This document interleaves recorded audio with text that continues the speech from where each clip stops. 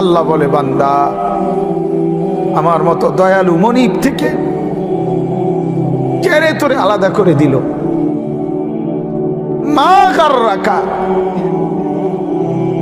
আরে বান্দা আমার থেকে কেন আলাদা হলি? আমি কি অপরাধ করেছি? সারাদিন আসমানে আলো দিয়ে আমি অন্যায় করছি? আজ আবার রাতের বেলা ঘুমের পরিবেশের জন্য অন্ধকার করে দিয়ে আমি অপরাধ করছি? মা গাররাক, এই যুবক, তোমার কাছে তোমার মালিক অপরাধ কি করছে বল না বেটা, বল। কেন সেজদা করলি না ভাইয়া? আল্লাহ তোমার কাছে কি অন্যায়টা করছে? কি অন্যায়, কি না দিছে মালিক? মা গাররাকা বিরাব্বিকাল কারীম, এটা আল্লাহর ডাক। আল্লাহ বলেন, বান্দা কে রে তোরে আমার থেকে আলাদা করলো? কেন রে তুই আমারে ছাড়লি? আমি কি দোষ করছি? হাদিসের মধ্যে আছে, লাইসা মিন ইয়াউমিন ইল্লা ইউরাদু আলা নবী সাল্লাল্লাহু আলাইহি ওয়াসাল্লাম আমালা উম্মতিহি গুদওয়াতান ওয়া আশিয়াতান। শোনো যুবক, আল্লাহর নবী বলেন প্রতিদিন দুইবার, সকালে একবার, সন্ধ্যায় একবার, আমার উম্মতের আমল আমি রাসূলের সামনে ফেরেশতারা পেশ করে। হায় হায়, নবীর সামনে তোমার নাম উচ্চারণ হয়, ফেরেশতা বলে, ইয়া রাসূলুল্লাহ একটা সেজদা দেয় নাই, একটা সেজদা, একটা সেজদা দেয় নাই। আল্লাহর নবী তখন বলে, হায় আমার উম্মত, আমার 23টা বছরের দিবানিশির এই মেহনতের কোনো কদর করলি না? 23 বছরের আমার এত কষ্টের কোনো কদর হলো না? হাসরের ময়দানে নবী, দোস্ত শুনেন, হাসরের ময়দানে আল্লাহর নবী তার পিঠ দেখাবে, পিঠ, নবী তার পিঠ দেখাবে, পিঠ দেখায়া বলবে, উম্মত দেখ আমার পিঠ, চালনির মতো ছিদ্র ছিদ্র করে ফেলছি। তায়েফের বাচ্চারা যখন আমার পাথর মারছে, ওই পাথরের আঘাত সইতে গিয়ে। সেদিন দেখবেন, সেদিন বুঝবা যুবক, নওজোয়ান, তোমাদের জন্য কাঁদার কেউ নাই, তোমাদের জন্য ভাবার কেউ নাই। মা বাপ ছেড়ে দিছে তোমারে, যা বাবা নষ্ট হয়ে যা। আহা, মোবাইলের হাতে ছেড়ে দিছে তোমারে, নষ্ট বন্ধুদের হাতে ছেড়ে দিছে তোমারে, যা বাবা পেটের ভুক লাগলে ভাত খাইয়ে যাইস, বাকি টাইম নষ্ট হয়ে যা। অভিভাবক ছেড়ে দিছে সন্তানকে, দুপুর বেলা বের হইছে রাত 10টা পর্যন্ত, কারো কোনো পেরেশানি নাই। মা বাবার ছেলেটা কি হচ্ছে, কার সাথে উঠতেছে, বসতেছে, খাইতেছে, চলতেছে, কারো কোনো পেরেশানি নেই। এভাবে জিন্দেগি চলে না বাজান, এভাবে জিন্দেগি চলে না। এই জন্য আল্লাহ তাআলা প্রতিদিন ডাকে, আমার বান্দা আমি কি অপরাধ করেছি? রাসূল প্রতিদিন বলে, আমার উম্মত আমি কি অন্যায় করেছি? আমার তায়েফের রক্তের কোনো দাম নাই, আমার উহুদের দান শহীদ করার কোনো মূল্য নাই। 14 দিন আমি পেটে পাথর বেঁধেছি, আমার সেই পাথরের বাধা পেটের কোনো মূল্য নাই। আমি 3 মাস ঘরে চুলায় আগুন জ্বলে নাই, আমার সেই জীবনের কোনো মূল্য নাই। মুসলমানের ছেলেরা, মুসলমানের বাবারা, তোমরা তোমাদের আল্লাহকে চেনো, তোমরা তোমাদের রসুলকে চেনো। মোবাইল দিয়া হইলো রবিকে চেনো, রসুলের জীবনী শোনো, তাইলেও ফায়দা হবে। এই জীবন এভাবে নষ্ট করো না ভাইয়া। আল্লাহ আমাদেরকে বুঝ দান করেন, আল্লাহ আমাদেরকে কবুল করেন, আল্লাহ আমাদেরকে ফিকির দান করেন। অনেক যুবক বসছো মাশাআল্লাহ, আল্লাহ যত ছেলে বসছো, আল্লাহ তোমাদের ঈমান আমলের দৌলত দান করেন। এই কলিজাটা যদি একবার আল্লাহ পছন্দ করে তোমার, তো ওই দিলে আল্লাহ তাআলা ঈমান আমল দিয়েই দেবে। এজন্য তুমি আল্লাহর কাছে বলিও, আল্লাহ আপনি আমাকে আপনার জন্য গ্রহণ করেন, আপনার দ্বীনের জন্য গ্রহণ করেন। চলেন আমি যে আয়াত পড়ছি এই আয়াতে আল্লাহ তাআলা বলেন, সূরা আনফালের আয়াত, ইয়া আইয়ুহাল্লাযীনা আমানু। ওই পিছনে তাকায়ও না ভাইয়া, পিছনে তাকায়ও না, যে আসো আসো। ইয়া আইয়ুহাল্লাযীনা আমানু, হে ঈমানদারগণ। এটা আল্লাহর ডাক। কার ডাক? আল্লাহ। ইয়া আইয়ুহাল্লাযীনা আমানু, এটা আমার মালিকের ডাক। মালিকের এই ডাকে পৃথিবীর সবচেয়ে বেশি মায়া। সন্তান যখন, মা যখন সন্তানকে ডাকে, ওই ডাকে যেতটুকু মায়া, বাবা সন্তানকে ডাকলে যতটুকু মায়া, আল্লাহর কসম এই ডাকের মধ্যে গোটা পৃথিবীর সবচেয়ে বেশি মায়া এর মধ্যে। ইয়া আইয়ুহাল্লাযীনা আমানু, হে ঈমানওয়ালা। আল্লাহ বলেন, বান্দা তুমি কালেমা পড়েছো, তুমি নিজেকে মুসলমান পরিচয় দিয়েছো, আমি আল্লাহ খুশি হলাম, তোমার ঈমান গ্রহণ করে নিলাম। আমি আল্লাহ এই কারণেই তোমাকে ঈমানদার বলে ডাক দিলাম। এটা প্রমাণ করে যে আল্লাহ আমার ঈমান গ্রহণ করছে। বলেন আলহামদুলিল্লাহ। ইয়া আইয়ুহাল্লাযীনা আমানু, এই শব্দটি কোরআনুল কারীমের মধ্যে মোট 89 বার আছে। 89, 8, 9, 89 বার আল্লাহ তাআলা 89 বার আমাদের ঈমানদারদেরকে ডাক দিয়ে দিয়ে বলছেন। কি বলছেন? দারুণ কথা। আল্লাহ বলেন, বান্দা তোমার ঈমান আমি গ্রহণ করলাম, এজন্য তোমাকে ঈমানদার বলে ডাক দিলাম। এবার তোমারে এরকম ঈমানদার বলে ডাক দিয়ে কিছু আমলের কথা বললাম, এই কাজগুলো তুমি ঠিকমতো করবা, আমার জান্নাত আমি আল্লাহ তোমারে বুঝাই দেব। ঈমানওয়ালার জন্যই জান্নাত। জান্নাত আল্লাহ বানাইছেন কার জন্য? আমাদের জন্য। এই যে আপনারা যারা বসছেন এখানে, ছোট বড় একের বিশ্বাস আল্লাহ তাআলা জান্নাত বানাইছে আমাদের জন্য। কাদের জন্য ভাইয়া বলো না? আমার জন্য। এই তোমার জন্য, তোমার জন্য, তোমার জন্য, তোমার জন্য, তোমার জন্য। ওই যারে ধমক দিলাম দোস্ত, তোমার জন্য। রাগ হইও না, আল্লাহ তোমারে কবুল করেন, আল্লাহ তোমারে নামাজি বানায় দেন। কারোর প্রতি তো এমনি তো কোনো বিদ্বেষ নাই, ঠিক না ভাইয়া? কারোর সাথে কি কোনো আলাদা দুশ্মনী আছে কি? তো আল্লাহ তাআলা বলেন, ঈমান আমি গ্রহণ করলাম, ঈমানের বিনিময়ে জান্নাত। যত লোক ঈমানদার আল্লাহ তাআলা বলেন আমার জান্নাত তোমাদের জন্য। সুবহানাল্লাহ। ঈমানবিহীন জান্নাতে যাওয়ার কোনো কি নাই, সুযোগ নাই। জান্নাতে যাওয়ার জন্য প্রথম শর্ত হলো কি থাকা? ঈমান থাকা। ঈমান থাকা, ঈমান। একটা মজার কথা শুনেন। আমাদের খতিবে আজম মুনাজিরে জামান আল্লামা নুরুল ইসলাম অলিপুরি দামাত বারাকাতুহু, হযরতের বয়ানে আমি শুনছি। হযরত বলেন, হাসরের ময়দানে আল্লাহ তাআলা প্রত্যেকটা বান্দার আমল মিজানের পাল্লার মধ্যে মাপবেন। এটা জানেননি? মিজানের পাল্লাতে যে আমাদের আমল মাপা হবে, এটা শুনছেন? এই মাপাটা কিরকম, এটা হুজুরের সবচেয়ে সুন্দর, আমি ওনার থেকে বুঝছি। হুজুরে বলেন যে এই মিজানের পাল্লায় ঈমানদারের নেক আমল আর ঈমানদারের আমল আল্লাহ তাআলা 2 বার মাপাইবেন। কয়বার?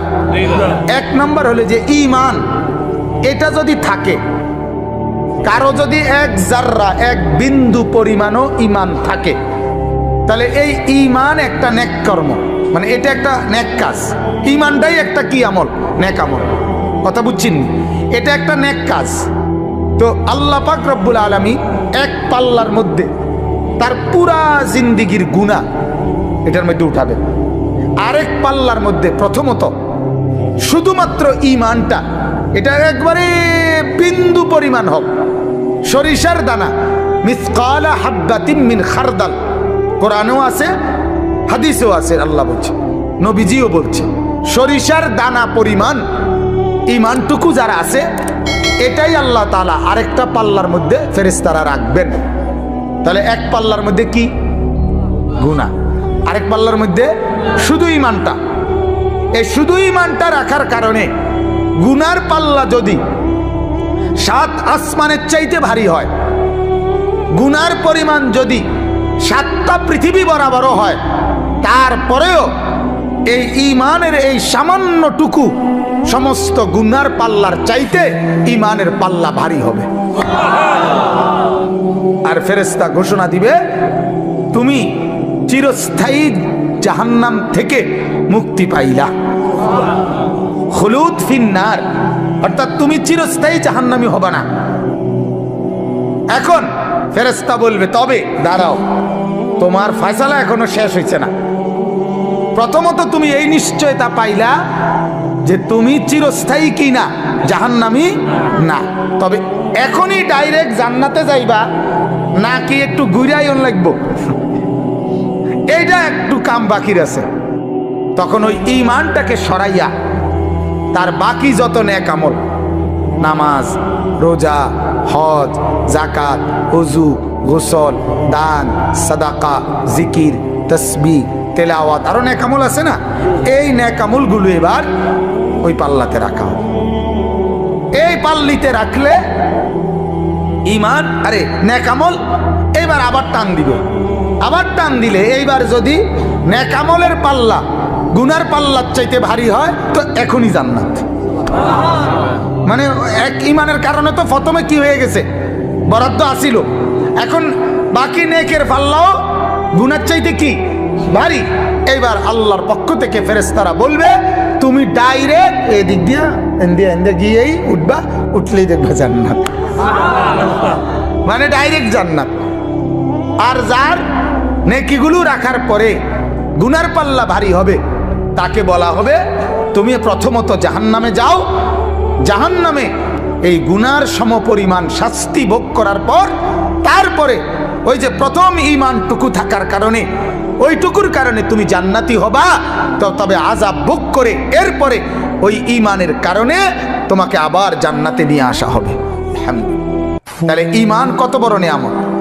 ঈমান এক নম্বরে, প্রথমত ঈমানের সাথে নেক আমল যদি ভারী হয় তাহলে সরাসরি জান্নাতে নিয়ে যাবে।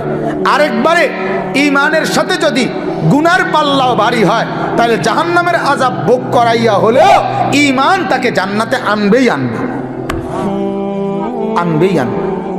এখন এখানে দুই কথা আমাদের, আপনাদের জন্য আমার।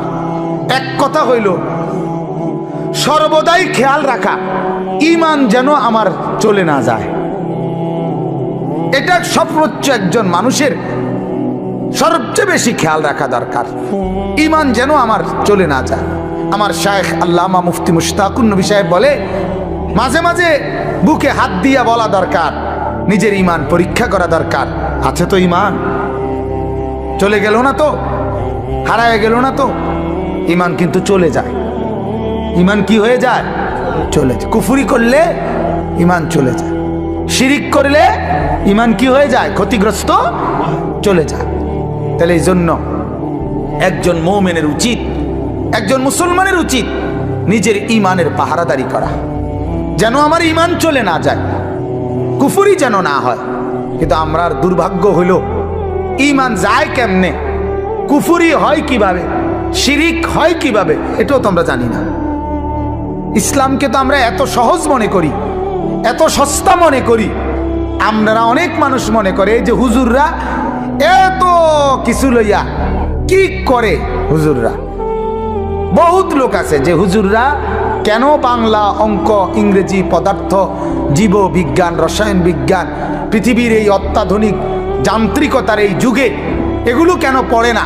হুজুররা করে কি? সামান্য একটু কোরআন শরীফ আর মসজিদের ইমামতি, এটুকু নিয়েই ব্যস্ত আছে কেন? আহা, বদনসিব, বদনসিবে মনে করছে কোরআন মানে এই সামান্য একটু শুধু পড়ার, কোরআন মানে এটা তেলাওয়াতেরই শুধু কিতাব। অথচ এই কোরআন যে জামিউল উলুম, পৃথিবীর সমস্ত জ্ঞানের মূল ভান্ডার এই কোরআন। তাহলে আল্লাহর কসম, ভারতের এক বড় বুজুর্গ ছিলেন সৈয়দ আবুল হাসান আলী আন-নদভী রাহমাতুল্লাহ আলাইহি। তিনি বলেন, পৃথিবীর সবাই অবসর পেতে পারে, কিন্তু আলেমে দ্বীন যারা, মাদ্রাসায় পড়ে যারা, আল্লাহর কোরআন আর রসুলের সুন্নাহ পড়ে যারা, তাদের 24 ঘন্টায় কোনো অপশন নাই। কারণ জীবনের যত শাখা, মাদ্রাসার দায়িত্ব, আলেমের দায়িত্ব, সকল শাখায় দিক নির্দেশনা দেওয়া। চাকরি, ব্যবসা, লেনদেন, কৃষি, ক্ষেত খামার, আয় রোজগারের যত মাধ্যম, মানুষের জীবন চলার যত মাধ্যম, লেনদেন, সামাজিকতা, আচার অনুষ্ঠান, বিশ্বাস, ইবাদত, আমল, হাঁটা চলা, খাওয়া পড়া, আহার নিদ্রা, হাসি কান্না, রাত দিন, অজু গোসল, যা কিছু আছে সমস্ত ব্যাপারে মানুষকে দিক নির্দেশনা দেওয়া একমাত্র উলামায়ে কেরামের দায়িত্ব, আর কারো না। ডাক্তারের দায়িত্ব সব বিষয়ে কথা বলা না, ইঞ্জিনিয়ারের দায়িত্ব সব বিষয়ে কথা বলা না, কিন্তু আলেমের দায়িত্ব ডাক্তারকেও প্রেসক্রিপশন দেওয়া, ইঞ্জিনিয়ারকেও প্রেসক্রিপশন দেওয়া, কৃষিজীবী, ক্ষেত খামার, দিন মজুর, শিক্ষিত মূর্খ প্রত্যেককে ইসলামের মাসআলা বলা, শরীয়তের বিধান বলা আলেমের দায়িত্ব। তাহলে এত বড় ভারী জিম্মাদারি যার কাঁধে, তার আবার অবসর কিসের? আমি আজকে আমার সাথে এক মাওলানা আছে, ওই মাওলানা কই, এই মাওলানারে আমি কালকে রাতেও বলছি, মাওলানা দিনের কাজ করতে চান না? দিনের কাজ করতে হলে রাত 2টা আর দিনের 2টা বরাবর মনে করতে হবে। রাতের 2টা এবং দিনের 2টা বরাবর মনে করবেন যে ইমানদারের আলেমে দিনের কোনো অপশন নেই। রাত 2টায়ও দিনের 2টায়ও উম্মত যখনই দ্বীনের জন্য কোনো তাকাজা পেশ করবে রেডি থাকতে হবে। এটা হলো আমাদের জিন্দেগি। অতএব আমি আপনাদের কাছে এটা বুঝাইতে চাইলাম, ঈমানের ব্যাপারে আমরা অবশ্যই জানা দরকার। কি কারণে আমার কুফরি হয়, কি কারণে আমার শিরিক হয়? আমাদের কাছে এই দ্বীনের তালিম তো নাই, তালিম নাই। আমরা বহু মুসলমান নিজেদেরকে স্বাভাবিকভাবে মুসলমান মনে করি। অনেক লোক আছে নিজেদেরকে নামাজিও মনে করে, নামাজ পড়েও মাশাআল্লাহ, কিন্তু নামাজের মাসআলা, ওযুর মাসআলা, হালাল হারামের মাসআলা, জায়েজ না জায়েজের মাসআলা, পাক নাফাকের মাসআলা, পবিত্রতা অপবিত্রতার মাসআলা, এগুলোর ব্যাপারে ফিকির নেই, কোনো ফিকির নেই। তাইলে আপনি ভাবেন, যদি এই ব্যাপারে ফিকিরে না থাকে, যদি কোনো আচরণে কোনো কথাবার্তায় আপনার কুফরি হয়, তখন আপনি তো জানেন না আপনার ঈমান যে চলে গেছে, আপনার তো খবরও নেই। বলেন নাউজুবিল্লাহ। এজন্য আমার ভাই, আল্লাহ পাক রব্বুল আলামিন আমাদেরকে বললেন, আমার বান্দা তোমার সবচেয়ে বড় নিয়ামত তোমার ঈমান, আর এটা যেহেতু তুমি পেয়েছো, আমি আল্লাহ খুশি হইছি, এজন্য তোমারে আমি তোমার পক্ষে, আমার পক্ষে ঈমানওয়ালা বলে ডাক দিছি। তুমি আমার দলভুক্ত, অতএব তুমি লক্ষ্য রাখবা আমার দল থেকে যেন তুমি ছুটে না যাও। আল্লাহ আমাদেরকে হেফাজত করে। আমার ভাই, ঈমানের তালিম নেওয়া দরকার। এই যে দাওয়াত ও তাবলীগের সাথীরা সারা পৃথিবী জুড়ে ঈমান ও আমলের তালিম দেয়। সকাল দুপুর বিকেল রাত সারাক্ষণ একই কথা বলে, ভাই ঈমানের মেহনত নিয়ে কথা বলা হবে, ঈমান আমলের মেহনত নিয়ে কথা বলা হবে। মানে কি? মানে বোঝা গেল ওরা 30 বছর 40 বছর পরেও এটা বোঝে ঈমানের মেহনত আজও দরকার। হাদিসের মধ্যে আছে, বুখারীর রিওয়ায়াত, সাহাবীরা একজন আরেকজনকে ডাকতেন, জিজ্ঞেস করে ডাকতেন আর বলতেন, ইজলিস বিনা, ইজলিস বিনা।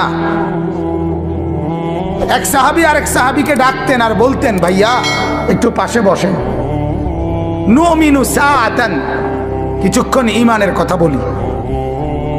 এই ঈমান এমন এক জিনিস, সাহাবীরা রাসূল থেকে ঈমান শিখছে। সাহাবীরা কালেমা পড়ছে কার হাতে? নবীজির হাতে। তবুও বলতেন একজন আরেকজনকে, ভাই বসেন, ঈমান বাড়াই, ঈমানের কথা বলি, ঈমানের আলোচনা করি, ঈমানের মুযাকারা করি। তাইলে আমার বলার উদ্দেশ্য হলো, আমরা যারা সর্বশ্রেণীর মুসলমান নিজেদেরকে দিনদার মনে করি, আমরা কিন্তু এটা লক্ষ্য রাখা দরকার আমার ঈমান যেন ছুটে না যায়। শুধু লা ইলাহা ইল্লাল্লাহ মুখে বলতে পারেন, এটাই যথেষ্ট না। আচরণে, কর্মে, বিশ্বাসে, লেনদেনে যেন কোনো কুফরি না হয়। বহু নাফরমান পাত্তর দিয়ে বাইর হইল, তার জবান দিয়ে মালিকের নাম বাইর হয় না। খানা খায় ঠিকই, বহু বদনসিব মসজিদের সামনে দিয়ে হাইটা জায়গা, সেজদা তার কপালে জোটে না। বহু চা দোকানদার, তার চোখের সামনে মসজিদ, ঠিক মসজিদ বরাবর তার দোকান। এই ডাকাইতের দোকানে বইয়া মানুষে চা খাইয়া নামাজ পড়ে, ডাকাইতে নিজে সেজদা দেয় না। আছে না এমন? হ্যাঁ, এটা নসিব। আল্লাহ যাকে পছন্দ করে, ইচ্ছে করে, মালিক যাকে দয়া করে, তাকে আল্লাহর কথা শুনবার, বলবার, বুঝবার, মানবার তৌফিক দেয়। বিশ্বাস করেন, এটা অনেক বড় নিয়ামত। এটা কোরআনের আয়াত, ফামান ইউরিদিল্লাহু আন ইয়াহদিয়াহু ইয়াশরাহ সাদরাহু লিল ইসলাম। আল্লাহ বলেন, আমি যাকে সিদ্ধান্ত নেই হেদায়েত দেব, আমি আল্লাহ তার দিল ইসলামের জন্য খুলে দেই। এটা আল্লাহর ফয়সালা হয়। আল্লাহ সিদ্ধান্ত নেয়, তারে আমি দিনদার বানাবো, তারে দিনদার বানাবো। ওমর রাদিয়াল্লাহু তাআলা আনহু, উনি ফয়সালা নিছে, উনি নবীজির গর্দান নিবে। চোখ লাল, বুকের মধ্যে রাগ, হাতে তলোয়ার। ওনার সিদ্ধান্ত নবীজিকে হত্যা করবে। আল্লাহ বলে, আমার সিদ্ধান্ত তোরে হেদায়েত দেবো, আয় আউগা। ঠিকই না বলেন না কেন? আল্লাহর সিদ্ধান্ত আরেক রকম। তো মালিক বলে, আও আগাও আগাও, সাই জামা জুমা বদলাইও না, এলো। এই অবস্থাতে রব্বুল আলামিন হেদায়েত দিছে। সুবহানাল্লাহ। ইয়া মুকাল্লিবাল কুলুব সাব্বিত কলবি আলা দীনিক। এই দোয়ার মধ্যে ব্যাখ্যায় আছে, নবীজি বলছে, প্রতিটা মানুষের কলব, দিল আল্লাহর কুদরতি দুই আঙ্গুলের মাঝে থাকে। ইন্না কুলুবাল ইবাদ বাইনা ইসবাআইনি মিন আসাবিআর রহমান। প্রত্যেকটা মানুষের দিল আল্লাহ তাআলার কুদরতি দুই আঙ্গুলের মাঝে থাকে। ইউকাল্লিবুহু কাইফা ইয়াশা। আল্লাহ যেভাবে ইচ্ছে ওই দিল বদলাইতে পারে। আল্লাহ চাইলে উলট পালট করে দেয়, আল্লাহ তাআলা চাইলে দিল বদলায় দেয়। এজন্য ওমরের শক্ত দিল, পাষাণ দিল আল্লাহ বদলায় দিছে, তো নরম দিল হয়ে গেছে, নরম দিল। এজন্য কোরআনুল কারীম আছে, ওয়ালামু আন্নাল্লাহা ইয়াহুলু বাইনাল মারই ওয়া কলবিহি। আল্লাহ তাআলা বলেন, ও আমার বান্দা, মনে রাখো, তোমার দিলের তামান্না আর আমার ফয়সালা দুই রকম হয়ে যায়। আরেক অর্থ হইল যে তোমার দিলের ইচ্ছা আর আমার দিল বদলানো ভিন্ন হয়ে যায়।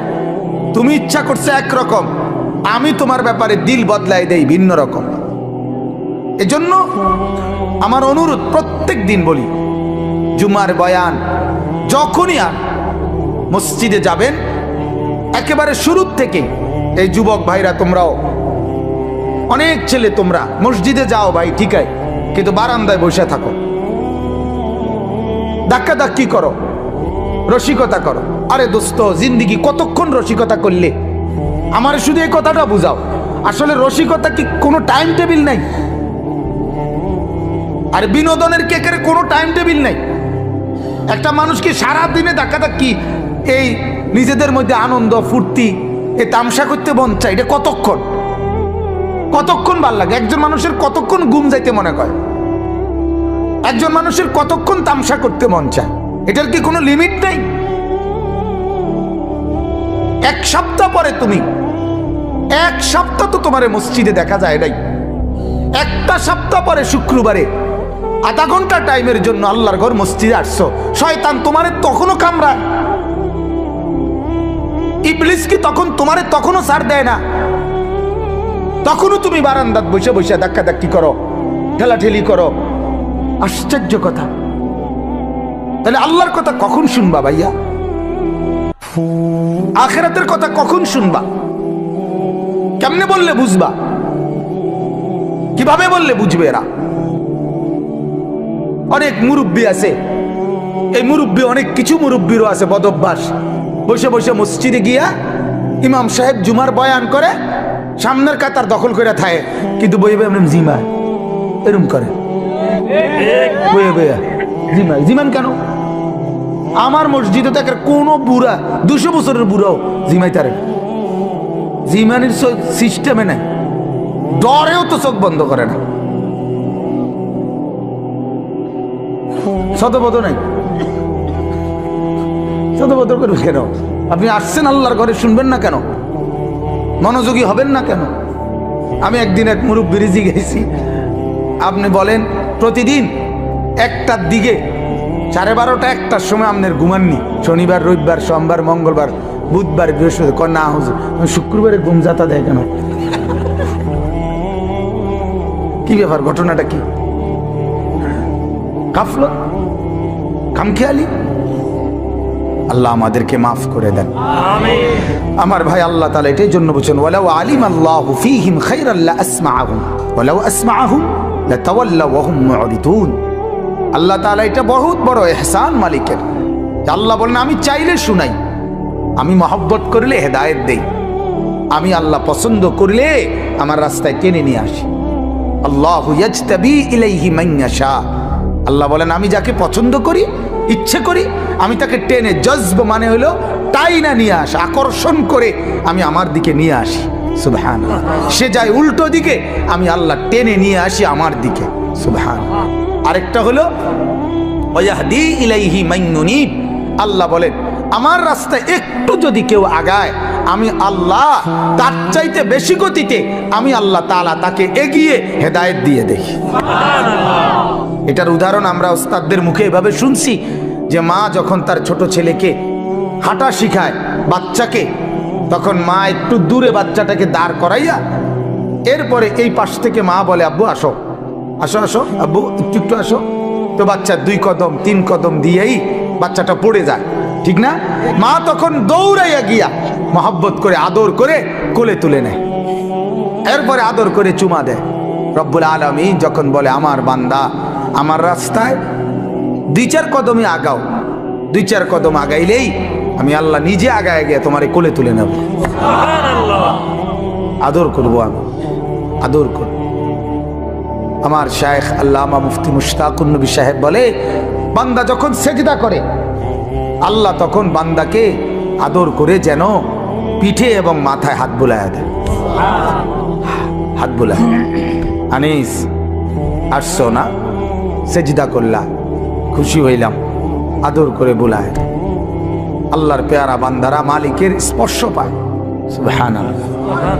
মালিকের স্পর্শ পায়, মালিকের অস্তিত্ব কলিজার মধ্যে অনুভব করে, দিলের মধ্যে অনুভব করে।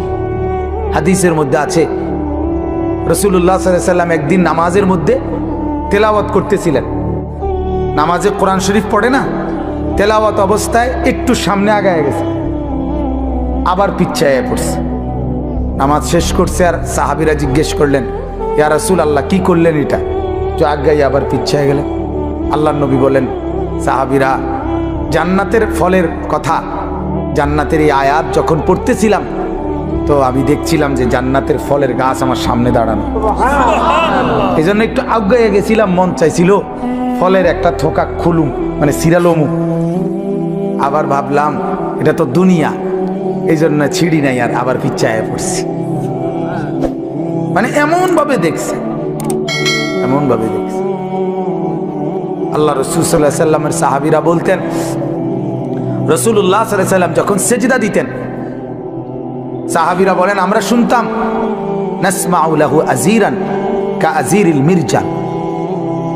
আল্লাহর নবীর সাহাবীরা বলেন, ডেকচির মধ্যে পানি গরম করলে, উতরাইলে যেরকম ডগডগ আওয়াজ করে, গড়গড় আওয়াজ করে, সাহাবীরা বলেন আল্লাহর নবী সেজদার মধ্যে এভাবে কাঁদতেন, আমরা তার কলিজার ভেতরে এই ডেকচির উত্তপ্ত গরম পানির ডগডগে আওয়াজের মতো শুনতে পেতাম।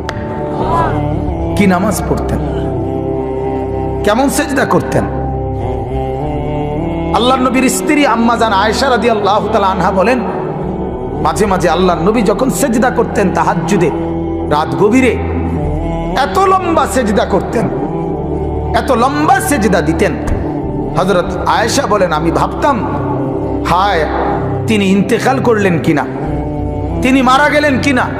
তো আমি নিজেই নিজে রাসূলুল্লাহ সাল্লাল্লাহু আলাইহি সাল্লামের পায়ের আঙ্গুলে হাত দিয়ে মানে অনুভূতি চাইতাম জীবিত আছে কিনা। এত লম্বা সেজদা দিতেন, এত লম্বা সেজদা দিতেন। এজন্য ভাইজান আমার বাপ, এটা অনুভূতির ব্যাপার। আল্লাহর রাস্তায় আসতে পারা, আল্লাহর কথা শুনতে পারা, দ্বীনের আয়োজন করা, আল্লাহর কথা বলতে পারা, কোরআনের একটা মজলিসের ইন্তজাম করা, হ্যাঁ, অনেক বড় ইহসান ও করম ছাড়ার কিছু। তোমার দ্বারা আল্লাহ তাআলা একটা ভালো কাজ করাইছে, যে ছেলেরা করছে মাশাআল্লাহ। শামীম ভাই আমারে আবদার করে বসছে, মূলত ওনার আবদারের কারণে আমি এই সময়টুকু মিলাইছি। তো মহব্বত করে বলছে, যে উনি নিজেই বলছে যে ছেলেরা, ছোট ছোট ছেলেরা আয়োজন করে, তা আমি সবার জন্য দোয়া করি আল্লাহ তাআলা আমাদের এই নওজোয়ানদেরকে আগামী দিনে ইমাম মাহাদির সাথে অন্তর্ভুক্ত করুক। বলেন আমিন। আজ মাহাদির পক্ষেই লোক দরকার দোস্ত।